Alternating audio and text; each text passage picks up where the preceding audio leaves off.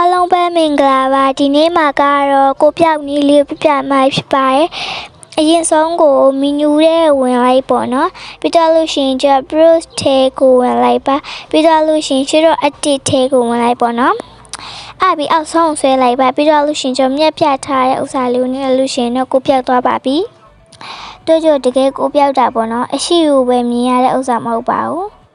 သူကကျတကယ်ကိုပြောက်တာပေါ့နော်ဒီမဲ့ပါ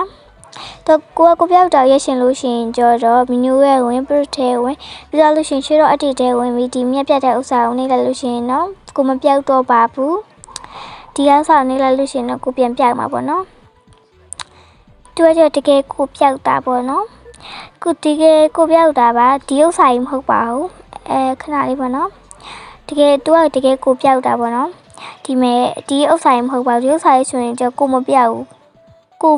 တိတိုင်ပါလို့ဆိုအောက်ဘက်မှာပေါ့နော်ဒီလိုမျိုးဖြစ်နေတာပါအဲ့ဒါကျတော့ကိုမပြောက်ပါဘူးဒီဒါကျတော့ကိုပြောက်တယ်ပေါ့နော်ညီမခုနကပြတဲ့ဥစ္စာကျကိုပြောက်ပါတယ်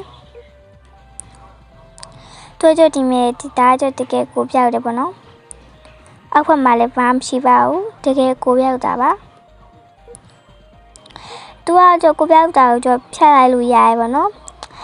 နောက်ခါတိချင်တာလေးရှိရင်လည်းမိခဲ့ပါအောင်နော်ဆိုတော့အားလုံးပဲဒီဗီဒီယိုလေးကိုတပေါ်ရလို့ရှင်တော့ like လေးပြီးအကောင့်လေးကိုလည်း follow လုပ်ခဲ့ကြပါအောင်နောက် view မှာပြန်တွေ့မယ်နော်တပြက်